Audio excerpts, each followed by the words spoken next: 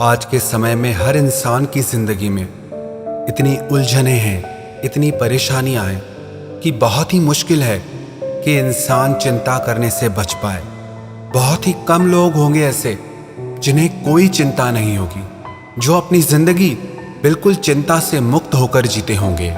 वास्तविकता में आपको पता है चिंता क्या है? चिंता है आपके मन की अशांति, आपके मन की बेचैनी। चिंता 2.5 अक्षर का शब्द है, ची-न-ता।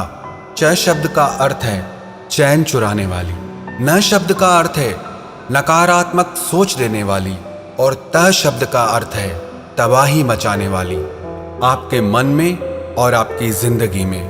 कबीर दास जी ने भी कहा है, चिंता ऐसी डाकिनी जो काट कलेजा खाए, वैद्य बेचारा क्या करे कहाँ तक दवा लगाए। कबीर दास जी कहते हैं चिंता ऐसी है जो आपके कलेजे को टुकड़े टुकड़े करके काट काट के दिन रात हर पल उसे खाती रहती है। किसी इंसान को एक ही बार में मार दिया जाए तो बहुत आसान है, लेकिन उसे तिल तिल करके मारा जाए, उसे टुकड़े टुकड़े करके मारा जाए तो उसे कितनी तकलीफ होती है। मृत्यु से भी ज्यादा दुख देने वाली है ये चिंता। पर कभी आपने गौर किया कि आप चिंता करके कुछ बदल नहीं पाते हैं, चिंता करके कुछ सुधार नहीं पाते हैं। चाहे आप जितनी भी चिंता कर लें, पर आपका किसी बात पे कंट्रोल नहीं चलता है। अगर आप हमेशा खुश रहना चाहते हैं, आप चाहते हैं कि आपका मन हर चिंता से मुक्त हो जाए, तो सबसे पहले तो आपको ये सोचना चाहिए कि आप जिस विषय में सोच रहे हैं, क्या चिंता करके आप उसे बदल सकते हैं? और यदि आप उसे चिंता करके नहीं बदल सकते तो चिंता करने से क्या फायदा?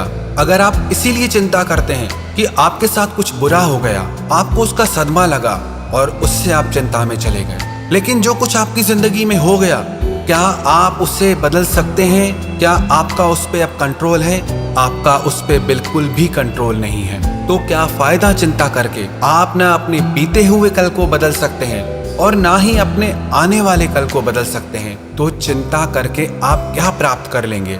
एक जंगल में एक झोपड़ी के अंदर 2 भिक्षु रहते थे। एक दिन वो नगर में भिक्षा करने के लिए गए, लेकिन जब वो भिक्षा करके वापस लौटे तो उन्होंने देखा कि उनके झोपड़ी के ऊपर जो छत थी, एक तूफान आया और उसमें उनकी छत उड़कर चली गई। उनमें से एक भिक्षु बहुत रोने लगा कि मैंने एक तो पहले ही सारा संसार छोड़ दिया परमात्मा की प्राप्ति के लिए, आत्मा के ज्ञान के लिए, लेकिन परमात्मा तुझे मुझे दुख देने में बड़ा मजा आता है।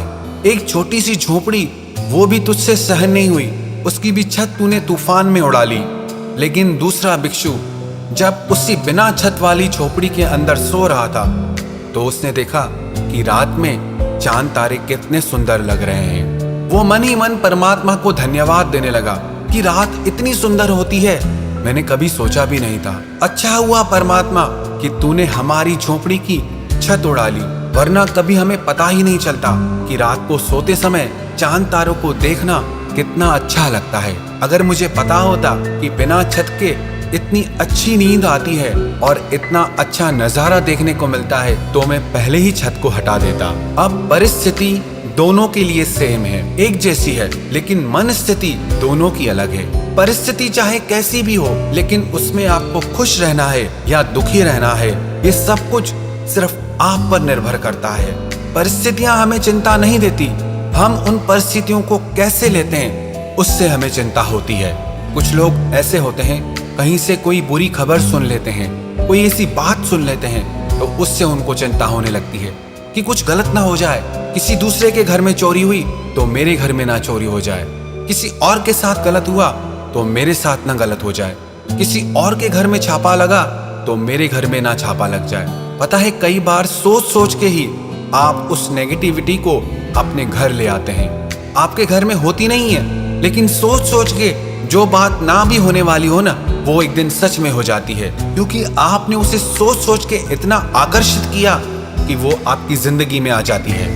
एक व्यक्ति था जो कहीं से भी लोगों की बात सुन लेता था तो उस पर विश्वास कर लेता था और उसी हिसाब से चलता था। उसकी बीवी उससे बहुत परेशान थी, एकदम वहमी हो गया था। उसे जो जैसा कहे उनकी बातों में आके वैसा ही करने लग जाता था। उसकी पत्नी ने अपने फैमिली डॉक्टर से बात की कि मेरे पति को ये बीमारी है। उसे जो जैसा कहे वो वैसा ही सोचने लग जाता है। मैं क्या करूं? बहुत परेशानी होती है, दुखी हो गई हूं मैं। तो उस डॉक्टर ने एक सलाह दी उसे कि जैसे जैसे मैं कहता हूं वैसे वैसे करती जाओ। जैसे ही ये सुबह को उठे तो तुम उसे कहना कि आज बहुत बीमार लग रहे हो, थके हुए लग रहे हो।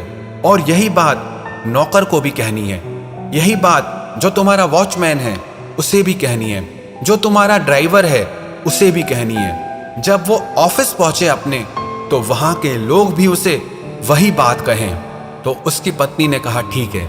जैसे ही वो व्यक्ति सुबह को उठा, वो उस दिन बहुत खुश था, लेकिन जैसे ही वो नींद से उठा तो उसकी पत्नी ने कहा क्या बात है, आज बहुत उदास लग रहे हो, थके हुए लग रहे हो, बीमार लग रहे हो।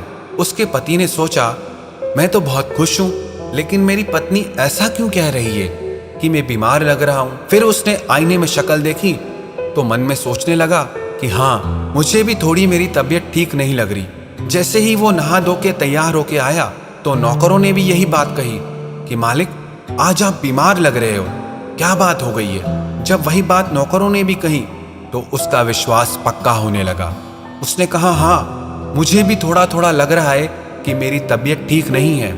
जैसे ही वो कार में बैठा तो वही बात ड्राइवर ने भी कही कि क्या बात है मालिक, आज तो आप बहुत ज्यादा बीमार लग रहे हैं। तो उसने भी कहा हाँ, मेरी आज तबीयत बहुत खराब लग रही है। जैसे ही वो अपने घर के गेट से निकल रहा था तो उसके वॉचमैन ने भी वही बात कही कि मालिक, आप आज इतने बीमार लग रहे हैं, ऑफिस कैसे जा रहे हैं। वो बोला क्या करूं, ऑफिस तो जाना पड़ेगा, लेकिन मेरी तबीयत बहुत खराब है। जैसे ही वो ऑफिस पहुंचा, ऑफिस के सारे लोगों ने यही बात कही कि इतनी बीमारी में भी आप ऑफिस कैसे आ गए। उस इंसान के मन पर उन सब की बातों का इतना असर हुआ कि वो खड़ा नहीं हो पा रहा था और उसको दो लोग पकड़ के वापस कार में छोड़ने आए और ड्राइवर उनको पकड़कर घर लेकर आया।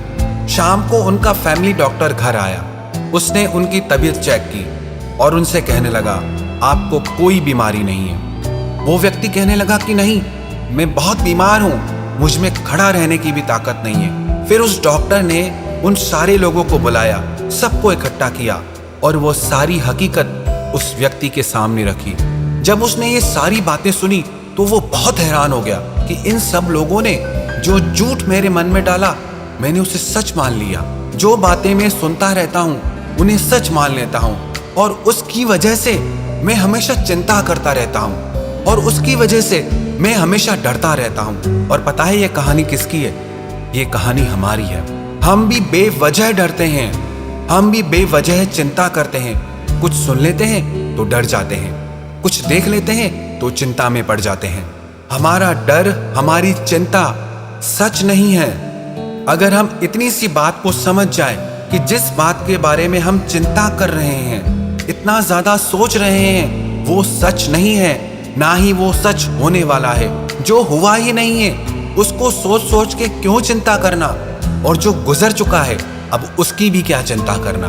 किसी भी परिस्थिति में चिंता आपकी जिंदगी में किसी भी प्रकार का लाभ नहीं दे सकती, किसी भी प्रकार की खुशी नहीं दे सकती। तो आज से, अब से अपने मन में ये निश्चय कर लो, परिस्थिति चाहे कैसी भी हो, लेकिन हमारी मन की स्थिति कभी नहीं बिगड़ेगी। चाहे कैसी भी परिस्थितियां आ जाए, लेकिन हम चिंता नहीं करेंगे। हम मन से हमेशा निश्चिंत और खुश रहेंगे। आप मन में ये बात बिठा लो कि चिंता करने से कुछ नहीं बदलेगा। जो कुछ भी बदलेगा आपके कर्म करने से बदलेगा।